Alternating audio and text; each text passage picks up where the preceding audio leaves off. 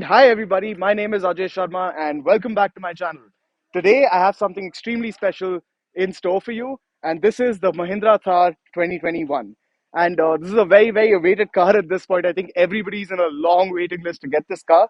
And I somehow got my hands on it through a great friend of mine. He owns this car and he's been driving it for about 5,000 kilometers. So before starting off with what we're going to do with the car today, a little bit of history. This car actually is quite special to the Indian market because Mahindra had brought it back as the Mahindra Thar in 2010. Before that, it was an SUV that was released back in the 90s, something with the name. I'm not fully sure about that. But this came with the name Mahindra Thar in 2010. And at that time, it was meant purely for off roaders, the people who really wanted to go off roading, who really didn't want any creature comforts, nothing with their car.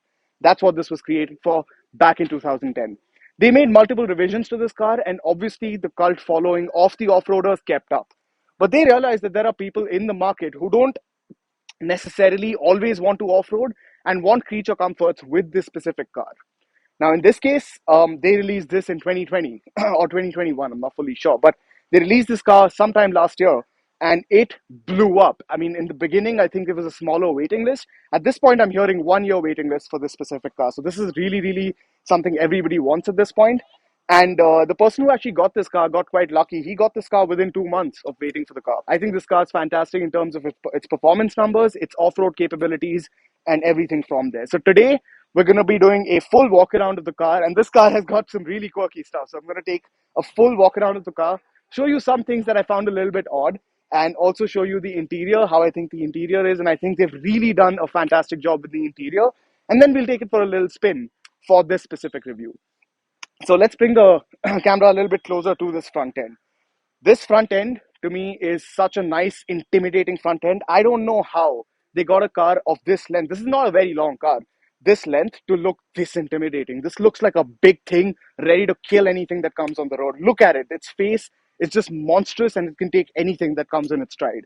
And apart from that, great headlights. I think they've placed the headlights well. They've done a very good job doing making the six-slatted grille. Of course, it's inspired by certain other companies, but that's all right. I think for the Indian market, they've really Indianized the look enough for everybody to like it a lot. Now, apart from that, the indicators are placed on the fenders, which I think is very cool. I've not really seen many cars having their indicators placed on this part of the fender. I've seen it placed on this part of the fender, but here in front, not that much. So this is really cool.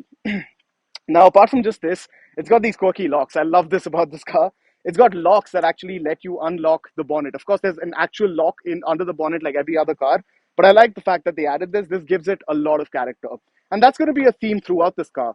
So many additions that have been made to this car are purely for character. And it shows this car does have quite a bit of character. Now, moving to the side of the car, I want to show you this section right here. It says Thar on the mirrors here, and you can see a lot of stuff that's done to this car is done in a utilitarian manner. So there's a lot of plastic cladding that goes through the side because this car needs to take the off roads. This thing needs to go through mud, slush, the worst surfaces. And they've created all these plastic sections at the bottom so that if it gets damaged, it's not that hard to replace. Similarly, the rear view mirrors say Thar, very proudly with the branding. Thar here as well, extremely proud with the branding. And I think, again, this side of the car has so much character. Look at these hinges. It just looks so great for an off-roader. Apart from that, what really surprised me, 18-inch wheels. A car at this price point, impossible to get 18-inch wheels. It's just not possible. You get 18-inch wheels, all-terrain tires from the company, by the way, and you get a 255 fat section tire. This is purely meant for off-roading. Apart from that, there's a reflector on the side. And then, as you can see, this is the hard top version of the Thar. So it's got a full-fledged plastic top. And from what I've heard, initially when the owner bought this car, he had some issues with the top and had to take it to the Mahindra showroom to actually get some things fixed up. But otherwise, in general, the top has worked out brilliantly for him since then. I think a lot of Thar owners had that issue in the beginning, but it's all been sorted out now through the manufacturing process. I like the window at the back. Again, this is just so much character. It's a two-door car, 18 lakhs. I mean, 17 and a half, 18 lakhs is what it costs. So I think they've done a really good job. Again, 4x4. So it's a four-wheel drive vehicle meant for off-roading. Now, moving to the back. And this place also just has so much character. I mean, it's got a split tail. So when I get to showing you the boot and everything, you'll see the split tail. But most importantly, they've got a big 18-inch full-size all-terrain tire with a wheel tacked on to the back of this car. and I think they've done a great job with that as well. Again, Thar branding very, very prominent. Even in the tail lights, these tail lights are LED, and again, they've done a good job with that. Another thing that I want to show you are these hinges here. Now, as I told you, this tail section is split in two sections, and that's taken care of by the hinge that you see on top here. And that hinge is again just lending this car more character. So I'm just going to show you the boot space of the car when I open the gate right here. So it opens outwards. And again, I really love the character of this car so much. So nice. And two sections split tailgate. Now you can see since it's a four-seater at the moment, I haven't put the seats down at the back. You've got very minimal storage. I think this can get maybe a couple of duffel bags and a suitcase in. That's also not that easy to do. But I think that much luggage is somewhat possible in the back here. But I wouldn't take it out on a complete road trip with a bunch of people with just this much boot space. So I'm going to go ahead and close this section right here. And there we are. Again, just that thud feels so strong. It's such a strong feeling car. Now, one of the things that every Thar person, every owner is complaining about is this. The fuel tank cover is opened by the key. You cannot open this from the inside. You have to step out of the car and actually put the key in and open this fuel lid. So this is something that's been annoying most Thar owners. I know this is a little weird thing that they've put in there.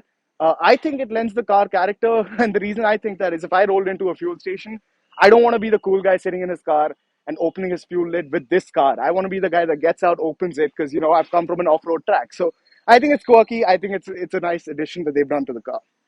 Now, apart from that, this section of the car looks pretty much the same as the other side, except for the fact that they've done the engine branding here, which is the M Hawk 130. This is the diesel version, and it makes about 130 horsepower. And out of the 130 horsepower, it makes quite a bit of torque as well. Again, more than 300 newton meters of torque. So, very great engine. I think the diesel one is going to do a fantastic job off road, even better than the petrol because it does have more torque. Yes, it's a little lower on horsepower, but I think it'll still do a better job off roading as opposed to the petrol. And the next thing I want to show you is the interior of this car. All right, so now before moving into the interior, I want to talk about the door pads of the car. And this is again an extremely utilitarian sort of section that they've created. They've got Thar branding very proudly put on there. It's got sort of a metallic feel to it, even though it is plastic. This entire section, in fact, is completely plastic. And the reason for that, again, is because this car is going to go through some rough terrains, some bad sections. And this, to me, more than quality, lends car more character. It's got a great sort of looking door pad. Apart from that, what I really like is this thing here. It's made out of this weird Velcro material for its wiring. So the wiring going through the doors is made out of this Velcro material. And I think this is for better off-road manners because, if, dirt comes in and sort of spills over this section, it's going to take care of that wire. So I think that's really cool. I think the fact that they added that, I don't know if it was, mainly for the purposes of protecting that wiring harness, but the fact that they added it really lends this car so much more character. Now we're going to be talking about the interior of this car. And the first thing I want to show you is just how sort of weird it is to get in. It does have a footstep, so that does really help a lot getting into this car. But it's really a step up getting into this huge car. And really, when you sit in this interior, it gives you the king of the road feel. I swear to God, I think I have my other car standing there and it just looks so tiny in front of this car, even though essentially the chassis length of both those cars is exactly the same. So the fact that they've packaged this in a way where it gives you the most crazy off-road, sort of most king of the road feeling is amazing. Apart from just that, what I want to show you is I have the key somewhere in the pocket. Let me start up the interior. I think what they've done with the interior is fantastic. As opposed to all of the other Thars that has come out before this Thar has a very usable interior. It has a great gauge cluster with a screen to tell you everything about the car itself. I'll be showing you the animation it gives you when you actually start up the car. And the screen, again, it's not that big a screen, but it is protected with a lot of things because if you go off-roading, you're probably going to get this interior dirty as well. And this, again, great creature comforts put together with this utilitarian feel, the theme that they were going for. And the AC vents, again, feel very nice, very sturdy. Everything in this interior feels very strong. Yes, it is plastic. Yes, it is, mostly the hard plastics that they use in the car. But everything feels very good to touch in terms of the quality, the materials of this interior, just great. Okay, so now I'm actually going to show you the back seat experience. What I've done is move the seat all the way to the front till where it can go. And it has a very small passage, honestly, to get through to the back seat. Not a very good getting into the back seat experience. And I just want to say that I'm going to make this attempt, but I don't know if I'll be able to do it. well enough. So, I've somehow gotten in. Okay. All right, so now I'm in the back seat of the car, and I've somehow gotten in as I showed you the whole getting in experience. Now, what I'm going to do is attempt to push the seat back to at least a livable position for the front seat passenger. And actually, it's not that bad. The comfort here is not bad at all. I think I can be here for about 200 or 300-kilometer journey. I think it's a decent back seat in that space. Again, I'm knees up. My knees are actually quite up, so not extremely comfortable, but I think I can spread out. Four people here will be decently comfortable. I don't think they'll have too much of an issue, even on a 200 to 300 kilometer road trip. And in that sense, they've done a good job packaging this car. I think I love these little bits that they've put here. This is, again, very utilitarian, full of plastic, great feeling materials. And they've got speakers and tweeters in this section for this specific car. So I think they've done a good job with this back seat as well. I don't think it's too uncomfortable. I think the only problem is getting in. It's one of the hardest things to do in this specific car. I didn't like the ingress experience at all. And I think Mahindra should really sort of make a better job on sort of fixing that and actually making the seat go further front somehow so that there's more space for the person to come at the back. Now, certain things I also want to show you about the interior. I hadn't covered this in the last one. I actually really like these toggle switches that they have here. These toggle switches that they have in this part of the interior are actually quite nice. You can bring the camera closer. And at this point, you can see there's a way to switch off the passenger airbag. They've got a couple of different options in here, including the driver seatbelt warning. But you know what I don't like? They have blank switches. I do not like blank switches. I don't know why any company would want to make you feel like you haven't bought more features. So blank switches is something that they really should have done a better job of not doing in here. Apart from that, the gear lever feels amazing. Putting it into gear is not a problem at all. The four-wheel drive mechanism also very well placed. I think it's an ergonomically well placed thing. Apart from that, the window switches are here. They're not on the door pads, and I'm assuming that's been done again for a utilitarian situation. So if dirt comes onto that door, they don't want that obviously happening to any electrical switches. That's why they've put these two door switches in this section, the door window switches right here in this section. Handbrake feels nice to hold. Everything in the car feels very sturdy, except for those blank switches. And those blank switches exist even in the AC controls, just to add to that. And at this point, I'm going to show you what the drive experience is of this car. So I'm going to get back out in front and meet you in the driver's seat. All right, so now we're going to start the drive experience of this car. And some of the things I want to point out at this point is look at that animation. It just looks so nice. Check tire direction. So I have to clean up and make sure my tires are in the right direction. That's a very good addition for an off-road car. So I think that's it's really cool what they've done with the screen. And as I said, they've really made this a very comfortable car for somebody who wants to use it in terms of feature comforts and technology and things of such sorts. So at this point, I'm going to just go ahead and get started and put the car in drive and start driving the vehicle. Oh, sorry, the AC was on, so might have been muffled there. And I'm getting out right now. And one thing they really missed out on is a dead pedal. There's no dead pedal. Since this is an automatic transmission, I have no place to put my foot. So I'm just going to have to put it on the floorboard. So they really should have added a dead pedal to this car. Unfortunately, they missed out on that and didn't do that. So I'm going to go out for a drive. And I must tell you, when you drive this car out on the road, you think you are the king. There's nobody bigger than you on the entire road. And you can run over anything that comes on your stride. Of course, you shouldn't, but it does give you the feeling that you can. It's just got such a good sort of pillowy feel to its ride comfort and suspension and everything. And getting over bumps and everything is just such a great experience in this car. Now the problem in this car is this car I believe is a body on frame sort of setup. That's what they've gone with this car. It's not a monocoque. And what that's resulted in is an extremely, extremely bumpy back seat or rear section of the car experience. Now, sitting in the driver's seat, I know that the front is also wiggling a little bit, but the back is wiggling a lot more than the front. I think the ride quality of this car is great when you're going over bumps and everything. There's no issues when you go over a bump. It's such a pillowy, comfortable feel. But the car is always in constant movement. You're always moving. There is not a single point in this car when you're actually stationary or you're actually like fully in one position.